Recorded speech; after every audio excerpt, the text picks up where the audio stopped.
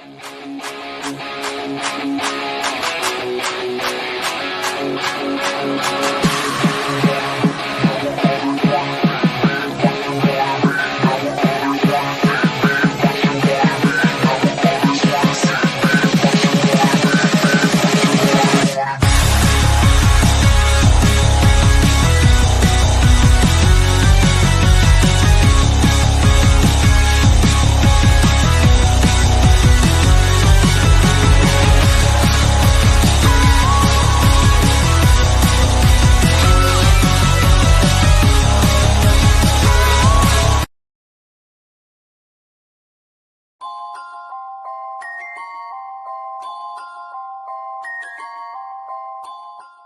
talk about playoffs. You kidding me?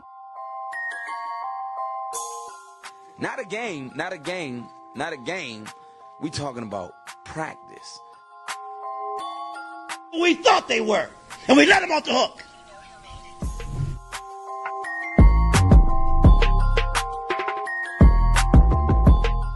Decide a different league, I'm coming. I'm flat out coming. It's my quarterback. And if you guys do that, man, it's unfair.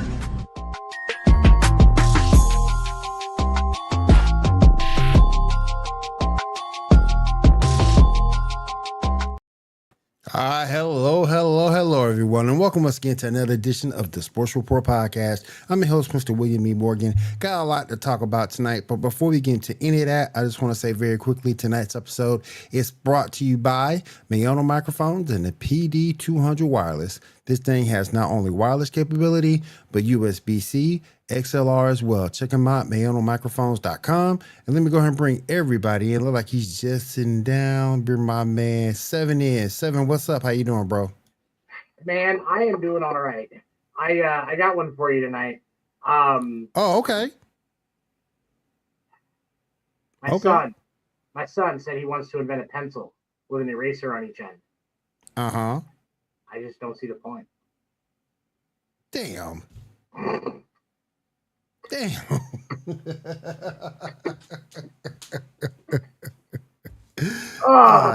man. That's the worst joke you hear tonight, people. Probably. Oh, my goodness. All right, let's go ahead and move on into the rest of the show.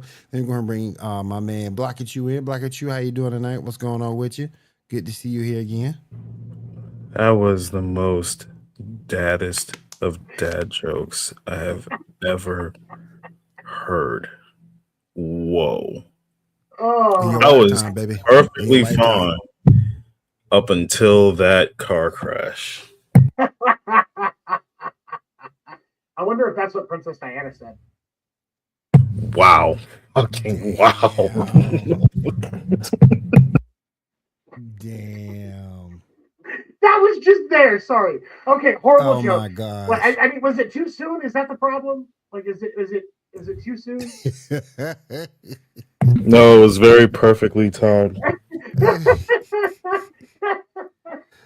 All right. Let me go ahead and bring in this next person. He is the LA Laker apologist and the one and only person that still will tell you the Lakers have a shot at winning the title. We all know they don't. They're gonna bring my man in, Dan the Dick. What's up, man? I've literally never said any of those things, for one. And also, I would make a Kobe joke right now, but it probably wouldn't fly. Oh god. Damn, man. Oh y'all man, on it tonight, boy. Every single one of y'all are going straight to hell. Y'all on it tonight, boy. Y'all on it tonight. Oh my god. Oh god. Thank you. Just want to say thank you to Water having us here. We do appreciate it. Before we get started, because we got a lot of stuff that went down. Chris Paul retired today. We got a whole lot to get into. Tyreek Hill looked like he might be coming to another team. We shall see on that. We'll get into that. But first, I want to talk about the NBA All-Star Game. I'm going to go ahead and get the worst thing out first. That slam dunk competition was trash. Straight trash. It's because Mac McClung didn't compete this year. He didn't have enough competition to actually inspire him to go. That's what it was. Is that what it's coming to? We need the G League guy. Like, it's just all been done though too. Like, there's nothing like. What are they going to do? What are they going to do a 900? Is somebody going to do a 900? Is there going to be a front flip dunk? Like, what can you possibly do at this point? Like, there's nothing left. Here's the thing. I don't think the creativity is dead per se, but what I am increasingly getting sick and tired of, and I place 1000% of the blame solely on LeBron James, is all of these star players bitching out and not wanting to risk their quote unquote reputation or their brand to attempt the dunk contest. Like, but here's the sad part about it. All-Star Saturday Night was actually fun. It was very, very, like, it was fun. Shooting Stars was good. 3-point contest was good. I realized they took out the skills competition. I understand why. I don't think they should have, but whatever. Like, Saturday night was fine. Sunday was fucking exciting. Like my God, was it good? And then you get up to the last game and it was a blowout. But overall, Saturday night, like Sunday, the All-Star game on Sunday was fun, you know. But to say that it's back, I think we should pump the brakes. Why you say that? I think because the problem still exists within the NBA, and that is player entitlement and apathy. Like, a lot of the, and you could place the blame on that solely on Adam Silver, but these players, like, here's the kicker. On I don't know if it was Sunday, it was Friday or Saturday. The Unrivaled League, right? They were playing 1-on-1, like Queen of the Hill style tournament basketball. Of course, I didn't watch it, but I thought, what a fucking phenomenal idea that is, right? What if we just get the best players in the league, one night, 1-on-1 tournament? But no, everybody cares too much about their brand and their image and being clowned on social media, which, if you ask me, is a sissy ass fucking punk ass reason to not participate like that. So the issue still exists. Player apathy and entitlement. And until that problem gets solved, then nothing will get done. But here's my thing, though, to kind of combat what you just described. This format is different. This is different than East versus West. It's a different format. Everyone loved the format. I love the format. I can't speak for anybody else, but I love this format. I love the way it went down. And the fact that these players were not competed within that new format, if you can keep, and granted, they were motivated because the media was talking trash too, having no competition and all this other bull stuff. All it takes is one person to get the whole crew riled up. And in this case, it was Victor Wembanyama. He set the tone, and then you saw Anthony Edwards, Kawhi Leonard do their thing. All it takes is one person. And a format that's liked and beloved like it was on Sunday. That was it. You saw everybody competing. No one got hurt, thank goodness. So I think this is something that if they choose to do it, can continue to be done. Now, the stand-up competition is a whole different ball of wax. We got to get that thing fixed. But you can make an argument, and I'll get to you guys in a second. You can make an argument that the 3-point shootout has replaced the slam dunk competition in terms of excitement. It's the main event. Yeah, it was pretty much the main event from the slam dunk competition. Go ahead, Seven. So the first thing I want to say is there has to come a point where players are held accountable to a certain extent for one reason. professional sports is an entertainment business. And as athletes, you're obligated to be entertained. Every night they step onto the field of play, the court, the field, the pitch, whatever it is. Your job is to entertain and play. So I do think that there should be some accountability and criticism of the players for these things. But I also want to say this. Go back and watch clips of those one-on-one matchups from the Unrivaled League this weekend. I encourage you to go watch the highlights because it was great. I got to watch a decent chunk of it, and then I went back and watched the highlights, the rest of it later when I had time. It was good basketball. And to me, or even if you did you allowed players challenge somebody. Give me some beef. I want to see KD challenge Anthony Edwards. Give us something that's entertaining in that regard. Let some of these beefs show out. Like Trae Young and a hairbrush. I mean, say it with your chest and not with your fingers, KD. Exactly. And that's the thing for me. We could get some really entertaining matchups in this, and even add a celebrity component. If somebody wants to shut Stephen A. Smith up, let KD challenge Stephen A. and dunk on him a few times and put him in his fucking place. Give us some entertaining shit. Let it a little be about the celebrity death match on MTV type shit where you make it entertaining. That I think to me would give an edge, and you can even replace the dunk contest for a little while. Give the guys a chance to come up with something different and give them something that they're actually enticed to be a part because of that beef factor that can kind of drive professional sports a little bit. The alien Adam Silver should be fucking exploiting that to the max right now because people crave that kind of content. Dan, what you thinking, man? You're muted. Hey, haven't done that in a while. Let's thumbs up that.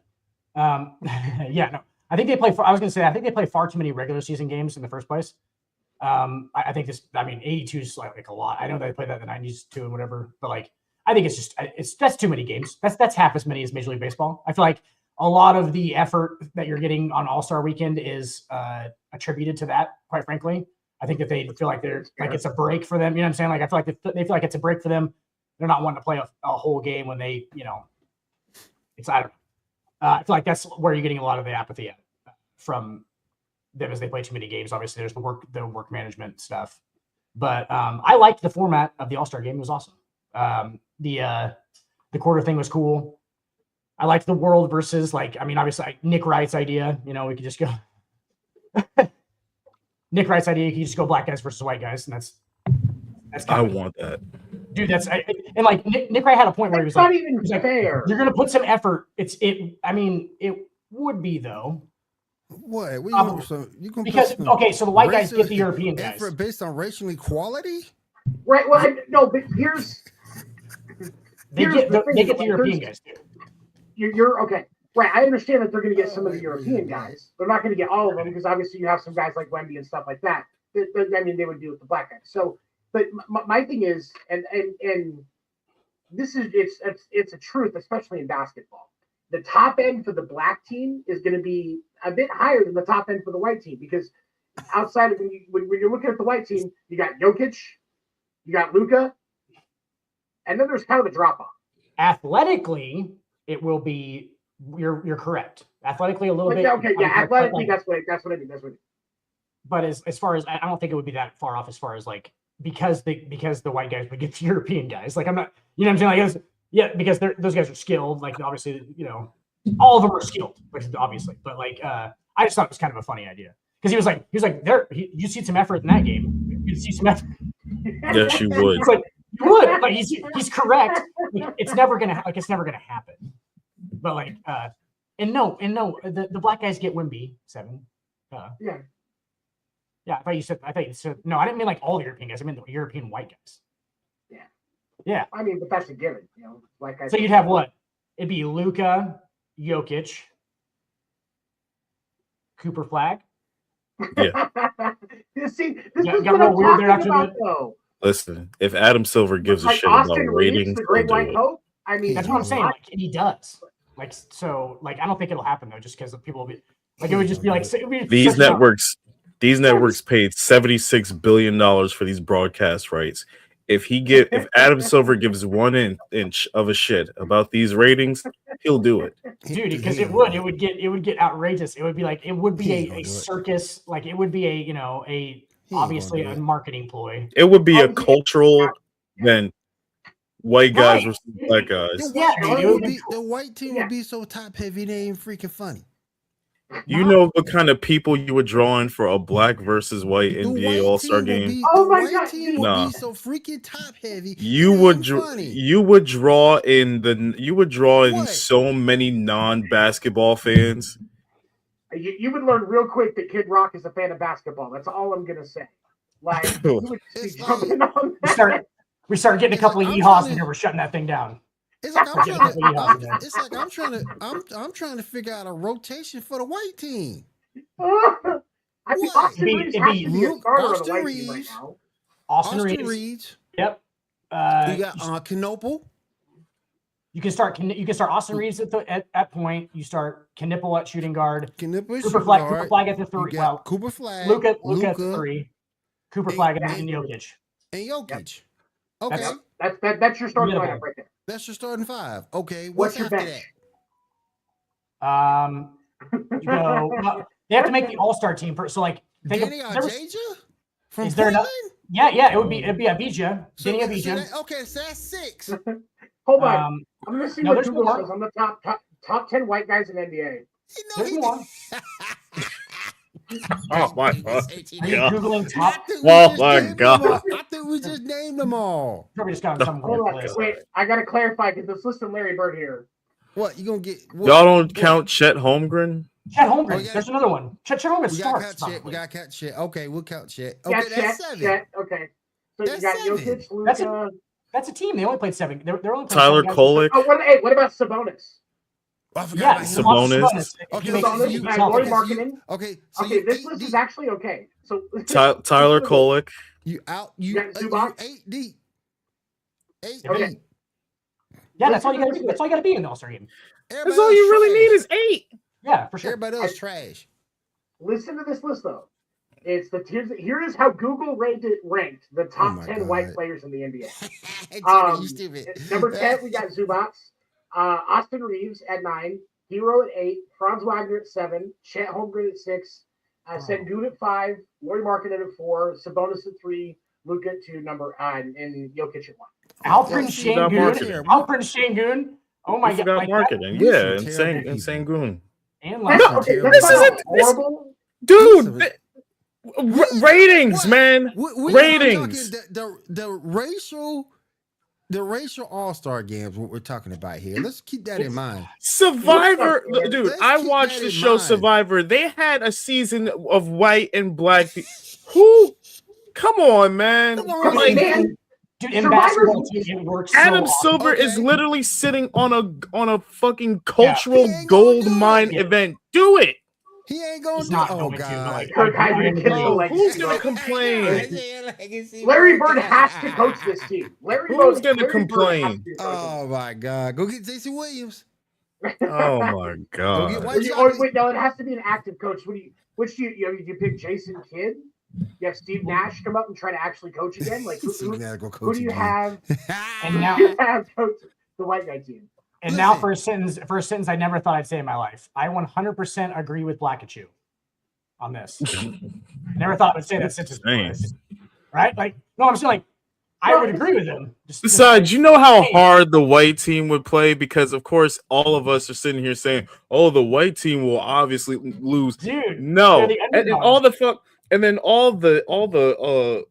the analysts will say shit. All the commentators will say that. The white players will actually come out there and really play their. They will play playoff basketball to beat the black team. And still lose by 10. And still just play 10. They will not lose by 10. And still lose by 10. Honestly, for real, I think it would be, especially when I look at that list, it's a little closer. I still think the black team has the edge. But I just think that. When it comes to stats at the end of a game like that, shooting and free throw percentage, I'll give y'all all that. So, but I mean, But when it comes to scoring the basketball, when it comes to assists, when it comes to rebounds, I think that's where we take it. And the Serbs play a very aggressive brand of basketball. They do. They They do. do. And your team still loses by 10. I don't know, man. I think probably the gap would be physicality.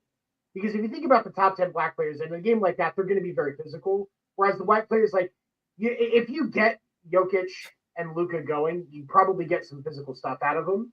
And you have to for that game. But, like, I don't know that it's at that same level. I think that's one of the things that gives the black teams the edge. Bro, if the white guys start Alperen Şengün at center, Nikola Jokic at power forward, all right? Okay. Those two just off the bat, nobody's. What are you pushing those guys around? Those Okay. So here's my thing. So you're gonna take that team is supposed to guard a healthy Greek freak, a healthy Embiid. And I'm the one who will kill Embiid all day long. But when that man is healthy, that man can play. So, I mean, obviously, I'm not worried about. I'm not worried about Joel Embiid and I'm so far worried about Giannis Antetokounmpo. I'm worried about Victor Wembanyama for one. Yep, he is an absolute nightmare of a cover. There's no. I don't think there is. The only two players you don't need to worry about are Embiid and Leonard, Kawhi Leonard. You don't need to worry about. Dominated. That doesn't mean shit. Especially he's still got brittle fucking knees. Listen, is Kawhi even a star? Hold on. Is Kawhi even a starter on that team? No, I don't think it'll be a starter. I would say I think Kawhi's coming off the bench, because I think go ahead, sir. Because I think because you have to look at it at this point in time in their careers. At the three. Who would you rather have? A healthy Jason Tatum or Kawhi Leonard? Jason Tatum. Give me Jason Tatum all day. Yeah, I'm going to say Jason Tatum. All day. I mean, even off of an ACL. Yeah, for sure. Right now. But although I will argue with Kawhi, while he's not as much of a factor, having him come off the bench, he's going to have more rest. Oh, yeah. If you say, I need you to give me 15 or 20 off the bench. For sure. That's all his ass does is rest. He isn't the defender that he used to be. Injuries have robbed him of that. But as you saw, when he's healthy, he can still put the ball in the basket. Yeah. Well, that's what you use him for. Injuries or laziness. Do you think Patrick Williams was like the ability like that's the thing I can't go by. Injuries or laziness? I can't go with that tape. I'm just saying, man. I've been following Kawhi's career for the long now. Especially coming off of this, we're still in the midst of this aspiration investigation. Mm-hmm. It's like Stephen A. Smith said, he is a Hall of Famer at doing nothing. Now, for sure, he's skating on the accomplishments of How you doing, man? Thank you. Come out to the stream. You, Tony C. Appreciate you, brother. What's up, Tony C? Oh, appreciate you, man. I haven't heard that from that guy in forever. Right? But my thing is this. But my thing is this. That's not like wholesome. I'm sorry. With injuries, I get where Rage is coming from because Kawhi has done nothing but be the face to that poster child of load management, and I get where you're coming from with that. Facing the injury list. But my thing is, there's some dudes who've had legitimate injuries and have to come back. Tyrese Halliburton, that's a legit injury. Jason Tatum, legit injury. So you got some dudes who get hurt legit and have to come back. But I get what you're saying with Kawhi Leonard and to a point Joel Embiid too, because Zion, Paul George. I get what you're saying with those guys because those guys are the quote unquote poster child of getting hurt. But all things considered, when those guys are healthy, they can still produce and win. The problem is them staying healthy. Not that often. Yeah, it's not that often for those Kawhi's guys. Kawhi's getting probably to the backside of that. KD is definitely on the backside of that. Yep. LeBron's obviously still in his prime. Obviously, still in his time. No, but like those guys are on the backside of that, obviously. But yeah, Kawhi can still dominate, obviously. I think Kawhi got $290 million and just went, yeah, I'm not gonna play that hard for the rest of this thing. He's like, duh. He's like, I mean, that's fully guaranteed, man. He's already, he made it. What's up, man? How you doing? That's why Kawhi doesn't play hard, I don't think. How you doing, Latoned? Latoned, I'm sorry. How you doing, Latoned? That's awesome. That's just awesome. Just getting that kind of generational money, and you do fuck all. You don't do shit. You don't and do then anything. not. And then, hey, man, I'm not gonna lie to you. You give me $290 million guaranteed, I'm probably not even gonna play another. Bad enough. The owner is trying his best to circumvent the salary cap and give his ass more money to do fucking nothing. But Dan, you've been saying that for the longest. But for sure, here's the thing. I'm done. Hold on. But find me in Maui. Danny be in Cancun. Think about this though. It could be worse. In Major League Baseball, Anthony Rendon got a 7-year, $245 million contract and played less than 50 games. Yeah, I was just saying. In one of them, he slapped a fan because they were running their mouth. Like that man is getting he gave zero fucks. $90,000. Zero fucks. $115,000. That's some bull. But, baseball. But I love, but I did love the 3-point shootout. Loved it. Like we'll get Damian. Dame was awesome, man. Yeah. Did you see the thing about Devin Booker? Apparently, was bet on himself to get second, so he biffed the last 3 shots. You hear about that? Oh my fucking god! In and out, man. There's a rumor. There's a rumor that he had a bunch of money on himself to go, and like I don't know if you watch, he seems like he's in the right spot the whole time. Dirty, filthy gambling. Gambling right there. I mean, on All-Star Weekend though, let's let them gamble on themselves. If they want to put some wagers on All-Star Weekend, let's not. I mean, it's not cool or anything. There won't be no investigation because it's All-Star Weekend. Might be no investigation. Gambling. And then on top of that, you had Giannis announcing he's part of the ownership of Kalshi. Like, how is this legal? Yeah. Like how is that gambling? It's trading. Yeah. Trading. Yeah. Sir, use your language. Yeah. Trading. Insider trading. Yeah. Exactly. Damn. Yeah.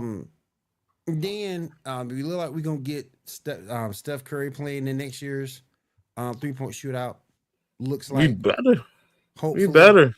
Like we're gonna jump into the fray, which would be a good thing. We talked about it this morning at Coffee and Sports. Should we get some of these ladies to come out from the WNBA and team up with some of these guys in the 3-point contest? Because I'd love to see Steph Curry and Caitlin Clark. Hold on, no, that's a bad idea because you're going to get Angel Reese throwing bricks and hitting fans. Is what you're going to fucking get. You have to set a threshold, and Angel Reese can't be a part of that threshold. Oh, and she will say it's because she's black as soon as that happens. I'm sorry, that's just the fucking truth. And I'm not trying to hate, but it's the fucking truth. Here's what I'll say about that. As much as I am a proponent of letting these ladies do this shit on their own and not try to live off of the proverbial teat of the NBA. Too late. I think having the ladies participate in All-Star Weekend in some element would be nice. Like remember when Sabrina Ionescu had that 3-point contest with Steph? That was fun. That was cool. Yeah. I have a thought. What about this incorporating the off-season league, like in what they did with the one-on-one, and actually incorporate that stuff into what they're doing in All-Star Game Weekend and truly give them a chance to showcase their skills so that people can see there's a lot of talent on those rosters. I think that's something that gives the WNBA an advantage and helps them promote. I think it's a promotion thing. You give them the chance to make some money off season. Tony, they have their own. There's a WNBA All-Star Game. Just so everybody knows. They don't have a weekend. Oh boy, because we need a weekend of WNBA All-Star games. Because like, Hey, I was like, hey, when I want to see the best quality of product, you know where I go, guys? I go straight to the old WNBA channel and get that going. Hey, I might be able to start point guard. Some Lower the rim down to 6 foot and get it and give them a dunk contest. 9 foot. Oh my god. It'd be better than 9. It only needs to be 9. Guys, it'd be better than the trash we saw Saturday. Oh, we're almost out of a concussion. Can we let me? And he did that shit in front of Vince Carter. He did. As soon as he fell and bust his ass on that cart, I immediately turned it off. Hey, and what's up? I was like, this night is over. Then what's up with the? What's you up can't with go calling out. Yeah. And then what's up with that dude that won? Every time he did a dunk, he danced. They dancing, just dancing after doing some shit we didn't seen a few 400 times. Yeah, like oh my, like where's the fucking effort, man? Nobody. Where's the like? Like I said, as soon as he busts his ass on the court, the night was over for me. I'm turning this shit off. And you went and fucking bothered Vince Carter for this. And then your team, your Lakers, the hell Jackson Hayes doing out there? Oh, he's not, well. Jackson Hayes wasn't going to look good dunking it regardless. Like, I mean, he did it between the legs in a game earlier this year, which is stupid. It looked like he just took like a step basically and like did it like a crossover dribble between his legs and dunked it. Like he doesn't look great dunking it. He's 7'1" or whatever. Like it's not, he's long. It's not. It looks like he's staying on the ground basically the whole time. They really did mention him. You're right. Here's my objection. I didn't say this earlier. I meant to. My objection to including women from the WNBA in the 3-point contest is this. That is really not justified because if you look at the 3-point percentages in the WNBA versus what it is in the NBA, it's not a fair showcase. That's why I think a one-on-one tournament or something else that actually showcases. What do you mean? What do you mean by that? So the shooting, like the accuracy percentages, as far as completed made threes in the WNBA, is hold on, let me see. Higher? Are you saying it's higher? I can probably give you reasoning for that. The NBA is like field goal percentage from the free throw, or I'm sorry, from the 3-point line is higher. They have more accuracy than the NBA's. Yes, the NBA's is higher. And that's my argument. Is there is a disparity, and again, it's not to disparage the talent of these women, but that's not a fair showcase. That's where one-on-one they can show the technical skill and everything like that is a much better showcase than what you have than using it 3-point. That's my argument. Aren't the women closer to the basket? Like they're like closer? So it's like 1 or 2 feet, I think, if I remember correctly. It's 1 foot 8 inches, I believe. Okay, all right. I'm sorry. Which is a lot if you look at it. Here's a question: How do we know the WNBA is even going to have a season? They're having a lockout. Yeah. We don't even know yet, man. They don't even know all these advertisements I've been seeing for the WNBA on NBC, and I'm like, how do you even know y'all are gonna have a season? Yes, there's it's like the same 4 matchups every time because there's only 8 teams, so it's I mean, they added Toronto and Golden State. They'll have 2 more teams coming by 2028. And then and 2 more coming after that for like I think it's Philly and somewhere else that are getting teams too. With what money though? Yeah, dude, that's what I was about to say. What? Oh, so like, you mean so what their NBA team makes? They're just gonna start. That's what this whole lockout issue is about. These ladies, okay, I'm sorry, I don't mean to make this. Look, no, these dude, these ladies want a bigger percentage of the revenue. Of what? And it's like, y'all don't have that kind of money to begin with. So it's like, what is this fight even for? Bro. They wanted in my estimation, they want it their way. There's another way they can get the same revenue, but they want it their way. And I think that's the reason why we're at this particular standstill for the WNBA. And it's ridiculous, to be honest with you. If you can make the same money in a different revenue stream or in a different way, take that money and roll if the money's going to be the same thing. Well, I will say to the credit of the players, in this negotiation for the WNBA CBA, one of the things that they're doing that I like is they're actually working towards making sure that retired WNBA players get a little bit more, especially because of, they didn't really get a lot for retiring. There's not really Lisa Leslie, Diana Taurasi, they're not really getting a lot of retiring from the WNBA, which I get to a point, but the current ladies are still taking the time to make sure that those ones are, get a little bit of a boost as well. And I can respect Gotcha. But yeah, I thought the 3-point shootout was great. I thought the game was great. But that's not Sam. Nah, they don't get it. They don't do it for me. There's a sport. There's a sport on ESPN 8, the Ocho, called barn ball. I'm not joking. This is not a joke. I would rather watch barn ball than watch a WNBA game. The fuck is barn ball? I swear to God, they throw a football at the side of a shed. Doing some damn and they try and hit a smokestack on top of this shed. Oh my God, is this the same as fucking roof football that I've been seeing? Roof ball. I'm sorry, not shed ball. It's roof ball. You know what I'm talking about. Is that bullshit?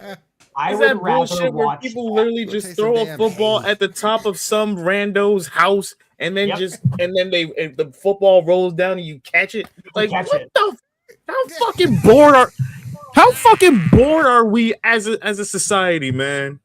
To watch that. Look, here's the thing. ESPN I will not rest until Ocho. ESPN 8, the Ocho, gets a basketball league going. Give me basketball for real. That shit is what I want to see. Is that barn is ball athleticism.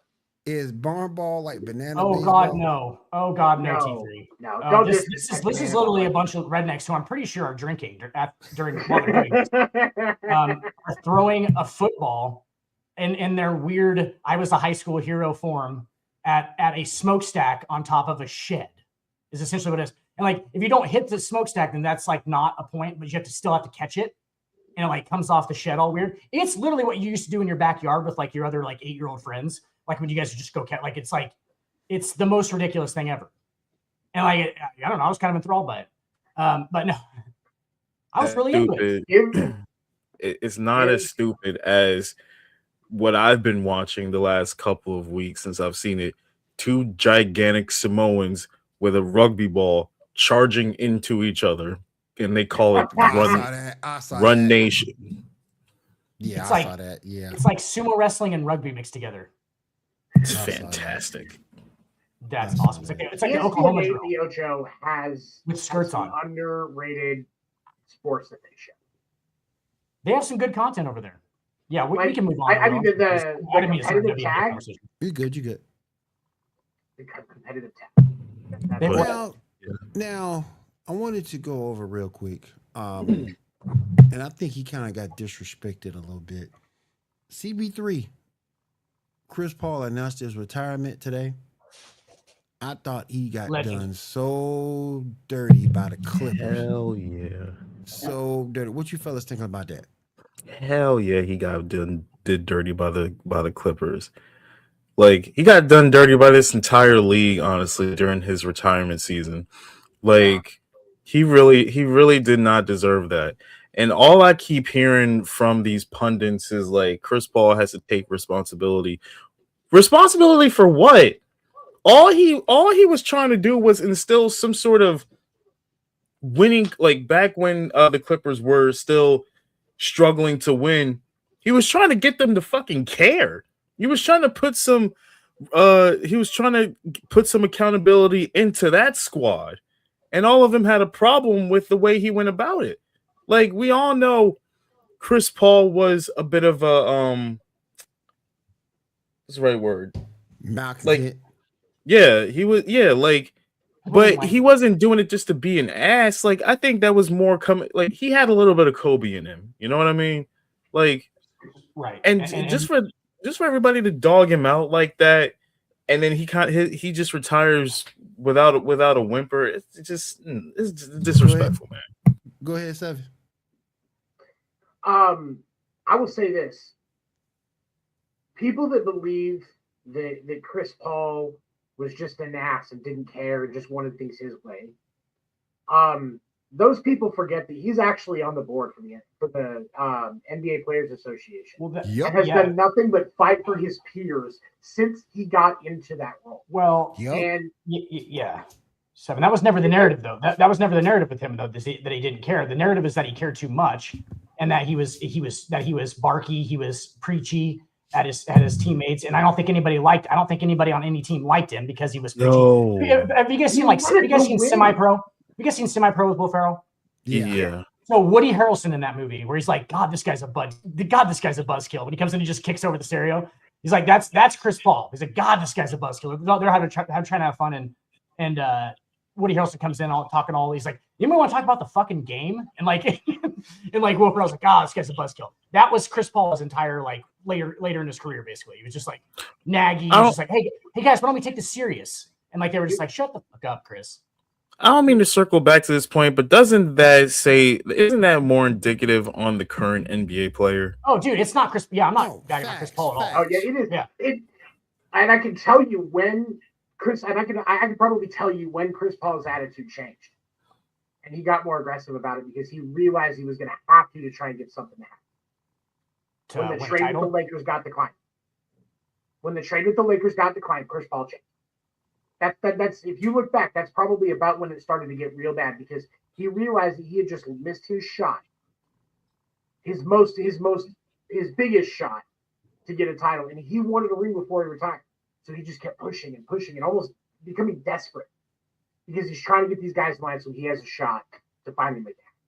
So the closest he got was in Phoenix. So there's a question for you, Seven. Like, if he gets one in the last 5 years to 6 years where he's not the number one, or he's never really the number one, but like he's not the leader of the team or whatever, I think it's worse than him just not getting one at all, like he didn't. Because I think people would just go, oh, well, he's not wasn't his team. He was just coming off the bench. I feel like he would have gotten worse. Like it would have been worse than him just not winning. Like because they'd been like, oh well, yeah, he couldn't get. It would almost be more of an asterisk than anything else. But I don't think he wouldn't have cared. Like no, I don't think. I think he wouldn't have. He wouldn't have. I think the sports world would look at it different.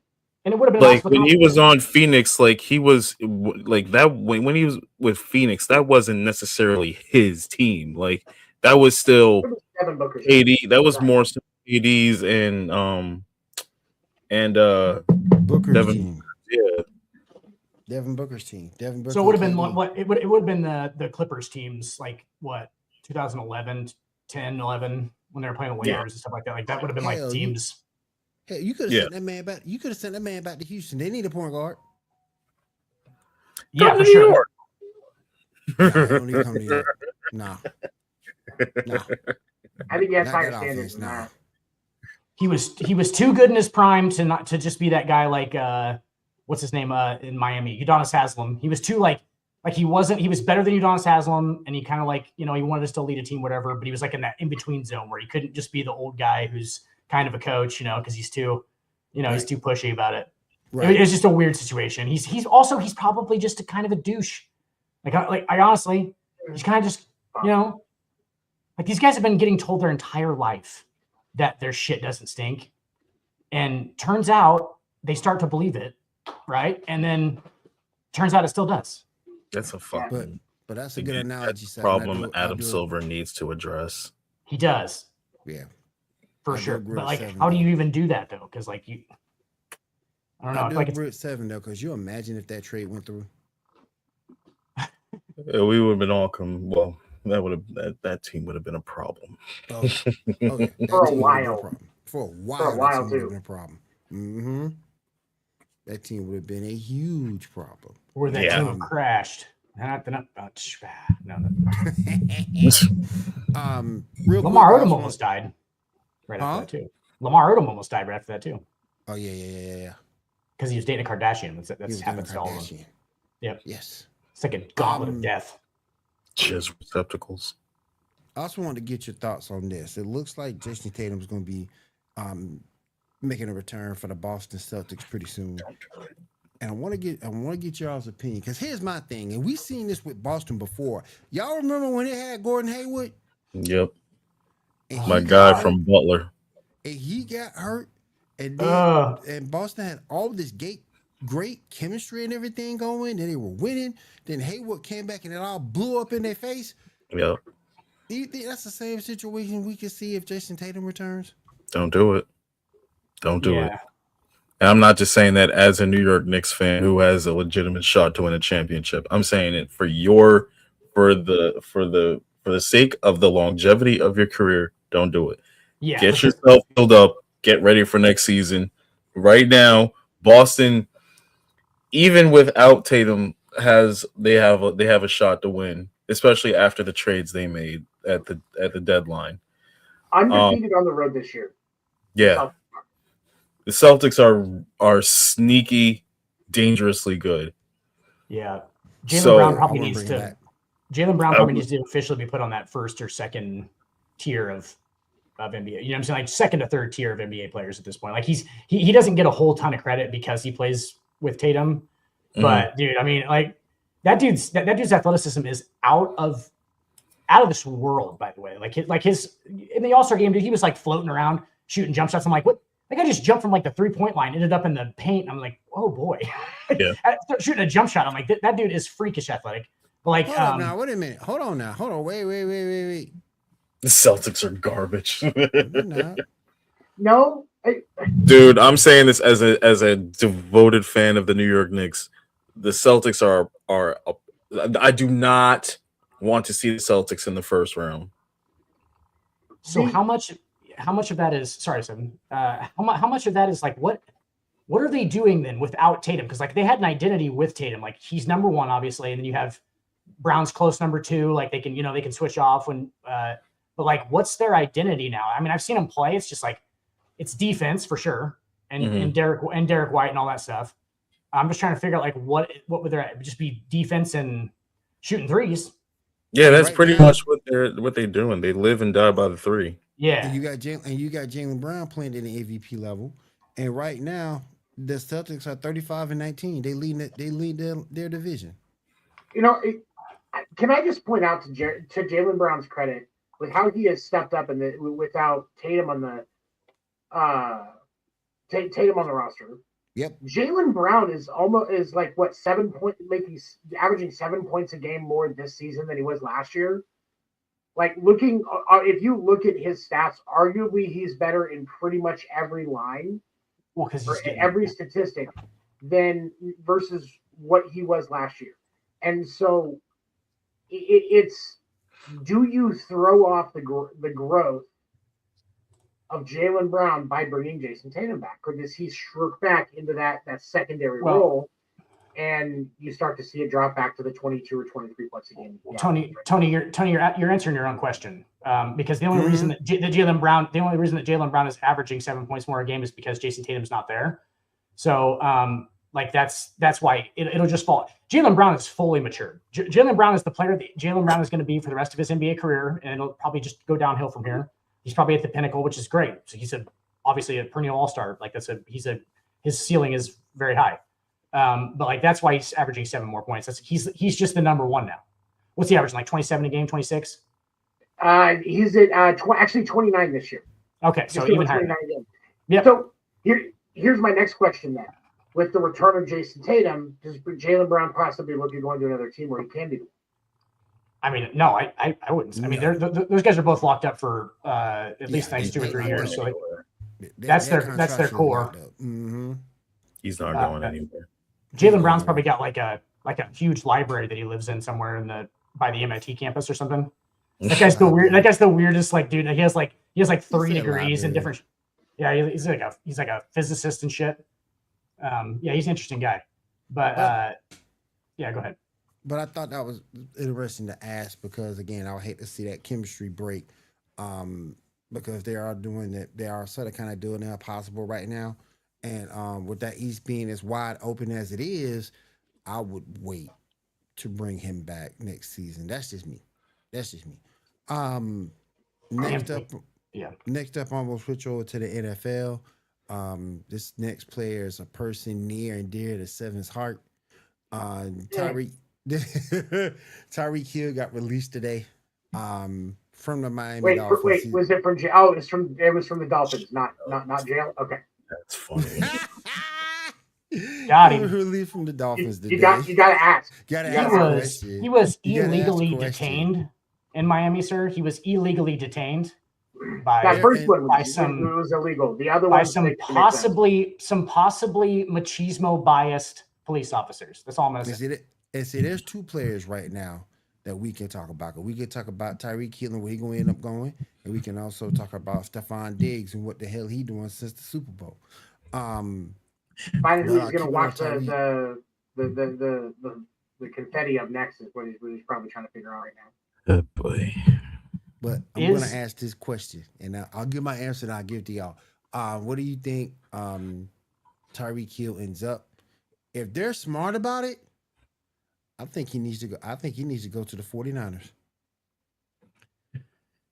They have that receiving room's a mess.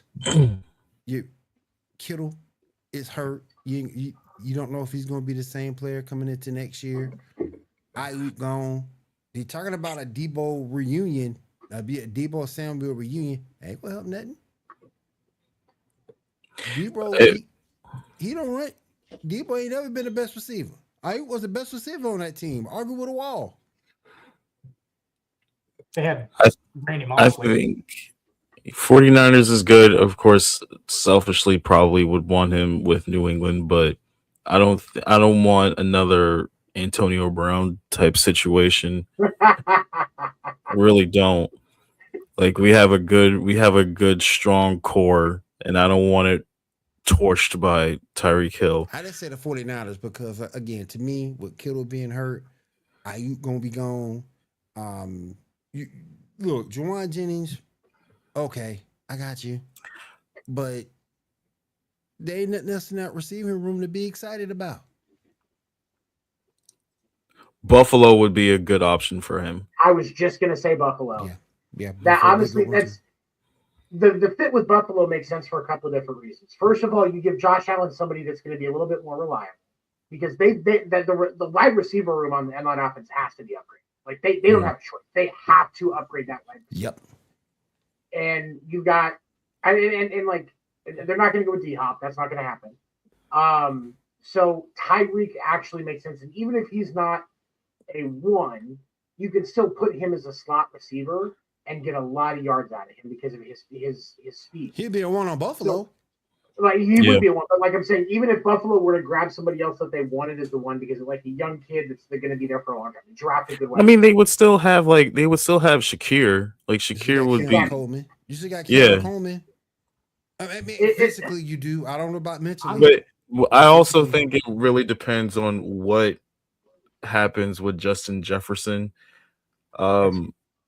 Like, because I think Justin Jefferson is going to be on the move this offseason. I don't think they're going to let him go. They're not. There's nothing. Well, there's a lot of things at play when it comes down to Minnesota. First and foremost, they're going to try and lure Aaron Rodgers there. They're going to try. He's taking Pittsburgh. If they can get him, then there would be more incentive to try to keep Justin Jefferson. And then I would say if you can get that and manage to somehow get Tyreek Hill, get a good receiving core there with Jefferson and Hill, you got a Super Bowl contender right there in Minnesota. But there's a lot of ifs there. Like that's why to me, I think the best place for Tyreek Hill would be Buffalo. Anybody else want to give an opinion? I think it's conducive on whether or not Tyreek Hill is still Tyreek Hill. If you get because you're probably not going to get pre-injury Tyreek Hill, right? Because if we get pre-injury Tyreek Hill, then that's a whole different ball game. Yeah. Then if we're just assuming that he's lost a step or whatever, which for him losing a step is still the fastest guy. Like what's that? Could he just return to Kansas City? That'd be the best. That'd be the best. It would be the best for him because Eric Bieniemy is going to hold him accountable. I think one of the reasons why we saw a little bit of flare-up of behavior is there wasn't as much accountability in Miami because Mike McDaniel was too busy enjoying Colombian coffee. to or Peruvian nose beers, whatever you want to call it. Good for him. I mean, not judging. It's just a statement. He's the Miami Dolphins football coach. You do cocaine, okay? That's just what you do. But my thing is, you get him with the Eric Bieniemy, you're going to see a lot more accountability. I think you do see close to. Obviously, it's stupid to assume that Tyreek is going to be the exact same as he was before. He's not. It's crazy to think that, but I still think that if you put him in Kansas City, I think that you see a flash from Kansas City this next season that people don't expect. Mm-hmm. I'm not saying he solves a problem, but I think he makes a difference, and I think that the enemy back right there holding him accountable, because once the enemy took over, we saw a completely different Tyreek Hill in behavior and results. Like, there was a lot more consistency, and I think that connection could really, really help him get back on the straight and narrow before he gets out of football. I think you could see probably like the Antonio Brown, the positive part of the Antonio Brown situation if Tyreek goes to Kansas City, because like, remember like when Antonio was with Ben Roethlisberger, he had like 110 plus catches, like 3 consecutive years, and like that was just him like within a 10-yard zone, like he was just quicker than everybody else. Like Tyreek can probably still be that. You know what I'm saying? Like, I don't know if he can be like the full. Obviously, he's not going to be the full guy. Like, he can run a route, and obviously, Duke can catch the ball. Like, there's no, and he's got chemistry with Mahomes, and you have Patrick Mahomes as your quarterback, which helps every receiver. The other thing that is going to incentivize Kansas City to look at this is because at least at the beginning of the season, because with Rashee Rice getting in trouble again, I'd be willing to bet he gets suspended for the first half of the season. I don't think they cut him as much slack as they did last time. So I think the result of that is if you have I can't remember his legal trouble. He was doing something stupid. I can't remember what it was right now, but he's going to end up facing some trouble for it once the legal stuff is settled. And I think he got in trouble. I know he got in trouble in that car wreck. Well, no, there's been like some DV and some other stuff. Different one. Okay, I didn't hear about the second incident with him. Okay. Yeah, he's out there running amok. Will. Yeah, he's running domestic violence. Yep. Is that what DV stands for? I didn't know. And so Kansas City is going to want somebody familiar in that one spot, but once Rashee Rice gets back, you can move Tyreek Hill to the slot, and you have at least hopefully somebody that can help mentor Rashee and still have some consistency in that wide receiver room. So I know Kansas City will try to make it happen. Whether it happens, I don't know. I think that Buffalo would benefit from him. I think that there's a few different teams that would benefit from somebody like Tyreek Hill. But who's actually going to make it happen, and where does Tyreek want to go? That's really going to be the question. Is it proof that we live in the Matrix if Aaron Rodgers goes and plays in Minnesota? Because that's the same pattern as when like Favre. Yeah. So like there was so then like Jordan Love will just like complete the Matrix thing. Like, so Jordan Love will leave and go to But Pittsburgh, do y'all see him live in New York. Pittsburgh with Mike McCarthy there, his old coach? He's taking it. That team is. Oh, for sure, yeah. That team is cooked. He cooked. They are. I was actually, you know what I was surprised about, Will? That Mike Tomlin did not go to he's using Mike McCarthy is a weak. I thought about you when he walked out. I thought about you. I think we're just I think it's a matter of time. Matt Rule doesn't have a good season. You never know. Rule is just warming that hot seat for old Mikey. They better win quick though. Tomlin's coming to Nebraska, baby. Hey, he better win quick though. Culture has changed here. We're a basketball school now. He better win quick though. You're a volleyball school. We've always been a volleyball school, bud. Don't you ever forget that. Don't you ever forget the libero. Because boy, if he come in there and lose it, boy. In Nebraska? Into Nebraska. He come in and lose it to Nebraska, boy. He gets the old high school moving signs in his yard. Heck yeah. Week one, we're just like, this guy doesn't know how to coach. He doesn't know how to coach. All the fucking Nebraska fans. Can you just imagine Mike Tomlin trying to go sit in somebody's house and recruit? Yes, dude, that's the best. No, I actually can see that. That's the thing. why I go. Do it Bro. in Nebraska, boy. Nah. Do you Look, think if Mike Tomlin wins in Nebraska, hey, that'll say something right there, boy. I think I heard this from Mike wins in Florio. Nebraska. Or I'll make it better yet. Let him go to Virginia and win over in Virginia. West Virginia. You went in them two places? What? Yeah. I think Bro, I heard that- this that- idea man, from be a Mike god. Florio. I heard this idea from Mike Florio. Mike Tomlin would fit. He would fit like a glove in Happy Valley. Go to Penn State. They just hired. Well, they just hired somebody. Yeah, They just they just hired somebody, and I'm pretty sure that I can't remember who it is, but the coach that they hired, it's- I don't think he's- Yeah, dude, it's It's the intern, Minnesota. right? It's Minnesota's. It was that dude from Minnesota, the younger dude. Okay. You know what I'm talking Okay. about. I forget his name. Yeah, he's obviously that good. Alright. We all forgot his name. All right. Before we close out the show, Seven, do you have some stuff you want to talk about MLB wise? Go ahead, my friend. Yes. Okay, so we do have a couple of things. World Baseball Classic is coming up. One of the hot topics right now is we have some players that are not going to be able to play that wanted to. Puerto Rico is going to be out without Francisco Lindor, Carlos Correa, Javi Baez, Jose Barrios, Victor Carini, and Pagan. Venezuela's without Altuve and Miguel Rojas. Team USA is not going to have Mike Trout or Trey Turner. Ellie De La Cruz is not going to be playing on the DR team, and Marcelo Mayer is not going to be for Mexico. Javi Baez is a suspension because he tested positive for cannabis in the 2023 tournament. Yeah, Javi. But he knew the rules and he still did it, so it's still his own dumbass fault. Did you just call it cannabis? Cannabis, yeah. What's cannabis? the Bruh. devil's lettuce. Anyway, the devil. Oh. Bro. But a lot of these other Dirty guys, sinners.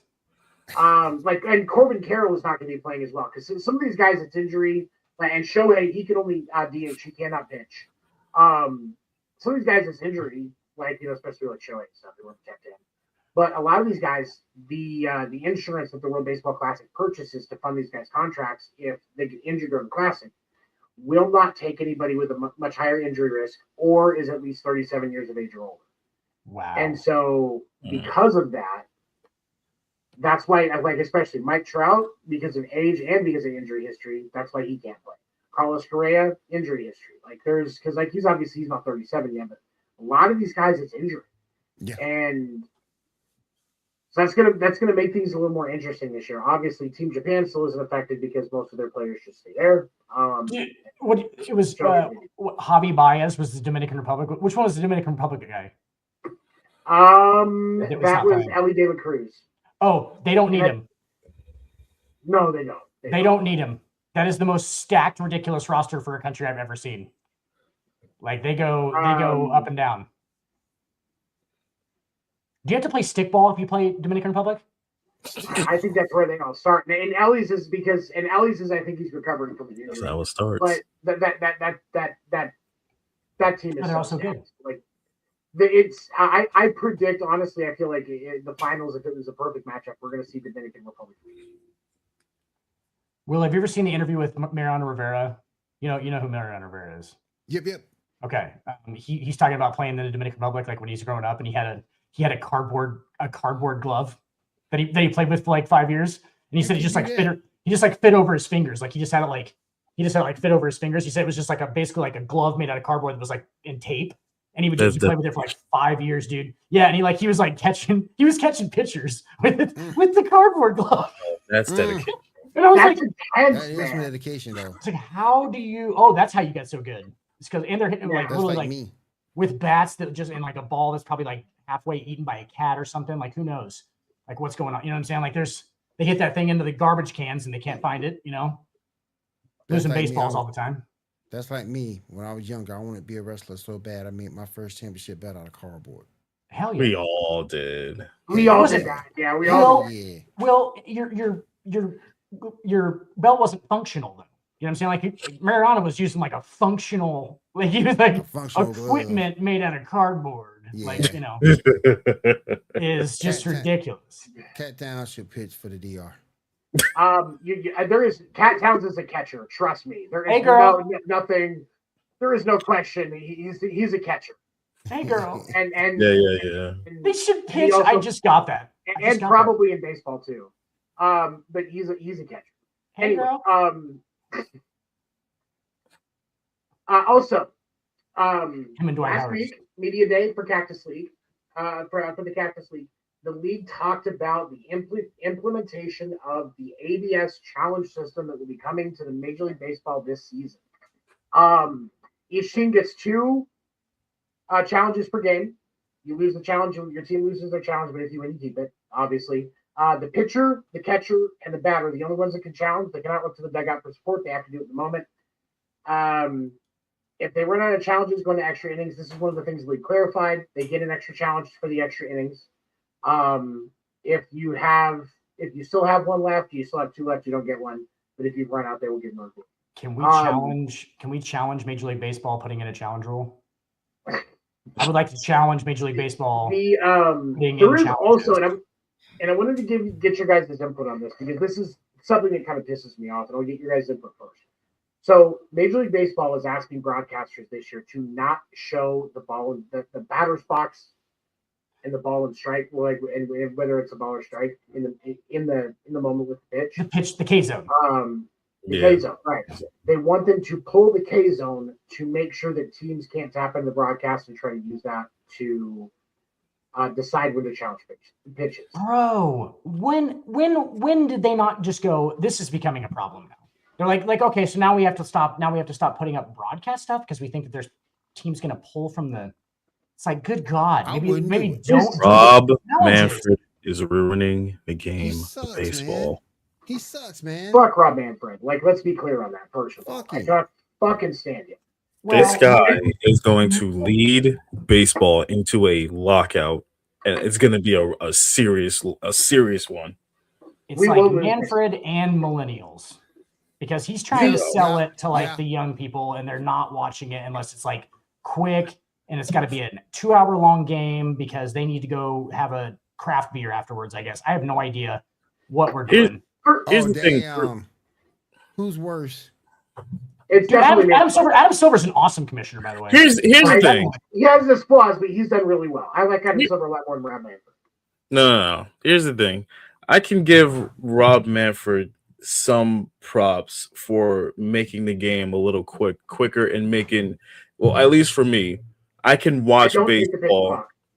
I don't mind the pitch clock. Like, it makes the experience more quicker for me. Like, I can enjoy baseball on nights when I usually wouldn't watch it during the summer. Adam Silver, top to bottom, has ruined the National Basketball Association. Top to bottom. Like, I'm sorry. I agree and I disagree. And I think where I disagree is I feel like because as much as David Stern had to work with in the NBA, Adam Silver made it far more marketable than David Stern. Yeah. And it's a for-profit entertainment business. So I think that the key points, he succeeded there because honestly, that's kind of his job as commissioner is to do that and protect the shield, protect the brand. Whereas with Rob Manfred, he has actually diluted the brand. Like there are certain things there are certain things that I agree with, especially when you look at like the pitch clock, and there's a couple other small things that I do like fixing pace of play to an extent because we didn't have issues before, but then in the 80s and 90s they started fucking around at the plate and on the mound a lot more, and this is almost a requirement to counteract that. But there are so many different things in the way that Rob Manfred has handled it that instead of being a mediator between the players and the owners, he has furthered the already problematic gap between players and owners. And that's what's leading us into this lockout. That's going to be worse than what happened in 1995. Yeah. Well, okay, here's the question that I have, right? How do I word this?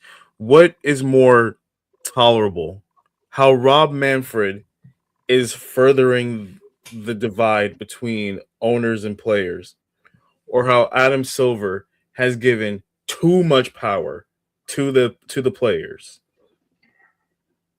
The players are the product, though, and I can't I can't disagree with the players having power. Because not to cut you off, you don't want a situation like what the NFL is. Now we all know the NFL is king, but I think we all can agree that the way NFL players are being treated still isn't great. They don't have a whole lot of leverage, but you see what happens when you give them too much power. The NFL players don't have a whole lot of leverage, though. Sorry, Tony. The NFL players don't have a whole lot of leverage, I don't feel like, because of the longevity of their careers, though, often. Because it's such a violent sport, and because their future is never really guaranteed. As far as like basketball players, I mean, these guys are like, we know that Jason Tatum's going to play for 15, 16 years, right? Like LeBron James, year 23. Like, these guys are playing it because it's not there's not as much harm being done to their bodies. You can keep up with the sport more, I think. And I think that they know that those players are there in the NBA for like more longevity. So they're allowing them to have a lot of sway and stuff, obviously, because they've been around forever. And so I feel like the NFL kind of filters through their players quicker. And it's like, you know what I'm saying? Like, because it is a more volatile sport to play, I guess. Yeah. That makes any sense. This is the last thing I'll say. I can appreciate Rob Manfred's approach to growing the game and making it more accessible. Rob Manfred has been good, progressive, a good customer service. He's been a good customer service commissioner. Yeah. Adam Silver's problem is exactly that. He has a problem with customer service, and it's been shown in the ticket prices, the games being less accessible. Hold on. No. I can't blame ticket prices on Adam Silver, and here's why. Matt Ishbia went into Phoenix, and in the last couple of years since he took over, he has bottomed out concession prices in that arena. He had switched the games to being on a local broadcast or local over-the-air TV channel. Mm-hmm. You can pick up Suns games, almost every single one of them, with just making sure you have your antenna. Fox Sports Southwest. Yeah, and it's no longer on the Fox Sports channel. It's no longer on daily sports, those things like that. RSN, and so, right, and so Peacock. The owners have the ability to fix that problem. I can't put that on Adam Silver because we watched Matt Ishbia just do it. Now, but we also know that Jerry Reinsdorf's not going to drop the ticket prices for the Bulls and drop the concession prices at the arena in Chicago. Nope.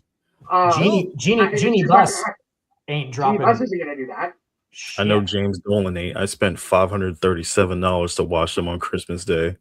This is what I'm talking about. This isn't the owners are choosing how to do this. Good point. Adam Silver can only do so much. He can advocate and say he likes what Matt Ishbia is doing, or these other a couple of these other owners have kind of done that.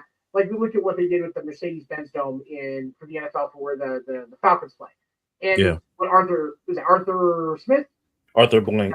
Arthur Blank. Okay, sorry. What Arthur Blank did with that, like the owners have the choice.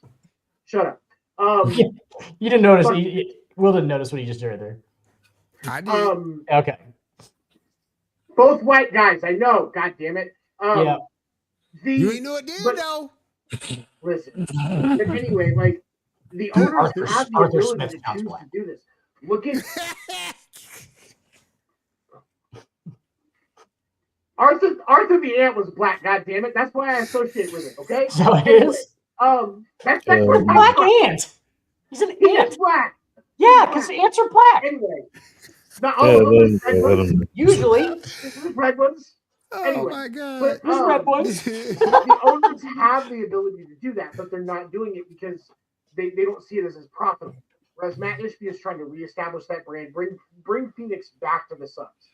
But you have to understand, though, there's a difference. And also incentivize Mercury games because with that concession stand price, when you go to a Mercury game in Phoenix, you're spending a lot less, and that gives you more incentive because the tickets are cheaper, the concessions are cheaper. You can go see a basketball game live, and it's good basketball because the Matt Ishbia's not making any money. But then here's also, he breaking even. But then this is the absolute last thing I will say. Like what also how Adam Silver has an issue with customer service, and I understand partially this is not his fault, but like I will never forget. It was a few years ago. It was a Saturday primetime game on ABC. It was Spurs Warriors, and both teams set their star players out. Now that has become a reoccurring issue in the league for years now. They do have to fix that. Like and it's like taking and load management, they gotta fix it. If I got a ticket to a Knicks game and they tell me right as I'm sitting in the seat that Brunson Cat aren't playing, I would feel ripped off. He'd be mad as hell if Cat ain't playing. I don't care if it's against the fucking I don't know. I don't care if it's against the Nets. I would feel ripped off if my star players were just sitting. He'd be mad as hell if Cat ain't playing. On that random day that you just went to, you had enough money to go to the game and shit, and it was like, and they just ruined it basically from the very beginning. Yes. But because what they wouldn't do is if we're going to do load management, we need to do it more planned. So you're going to announce at least 2 weeks before. All right, this guy's going to be sitting in this game for a load management. They won't do it though because ticket prices, when those things happen, would fucking bottom out that quick. Right. I'm gonna have to be this guy. What's the solution? Just real quick, I'm gonna have to be this guy. So a lot of people gave LeBron James shit for the whole load management thing, and guess who doesn't load manage at all? Plays on back-to-backs and everything. He's like he hasn't been load managing at all for like the last couple of years. He's 41 years old. We would expect him to be load managing at this point, and he doesn't do it. And I think he got a lot of shit for that. Just throwing it out there. He did get a lot of shit for that because I don't think he was ever the one doing it. Kawhi was the poster boy. He still misses games though. He missed the first like 12 games of the year. Yeah. But he rarely. I mean, he's missed a couple since he's missed 18 this year. He ain't played 82 in a minute. For sure. Like that's fine. It ain't load management, but he ain't. But hey, you know, hold on. Goat's got them hoods, man. So yeah. But let's. I mean, but what about that though? With when we look at LeBron, there was only. I'm looking at his stats right now. 1, 2. I wasn't trying to start this an hour and 16 minutes in. 3, 4, 6. In the last, out of his entire career. Yeah. There was only 6 years where LeBron James played less than 70 games. Yeah. Pretty good. And those seasons, like it's seasons where there was either injury or like in 2020 where the season got shortened because of because the right. Yeah. So like I mean, so if we take that, that's 5 seasons. And LeBron was one of the ones that was advocating for the bubble so that they could continue. So 5 seasons where he was playing less. Are there players that load manage? Absolutely. It does need to be solved. But I do agree with what Dan's saying about the fact that I don't think LeBron is the culprit that people pretend he is. Yeah, on the whole load management. And I haven't heard people like directly call him out for being like, oh, he's the face of load management. But we just talked it a few minutes ago. Yeah, but yeah, I feel like he gets shit about it. It's like he's never really done that. And that's, I mean, there's things with LeBron. The problem, anybody can agree on that. If you're being Luke is doing it right now. If you watch Lakers regularly, he sits on the second end of back and backs like every time. He just like he kind of just hangs out. He's probably drunk half the time. I don't really know. He looks like he's drunk half the time. He definitely hitting that Benjamin Franklin, if you know what I mean. Yeah. All right. Luka loves that Benjamin Franklin.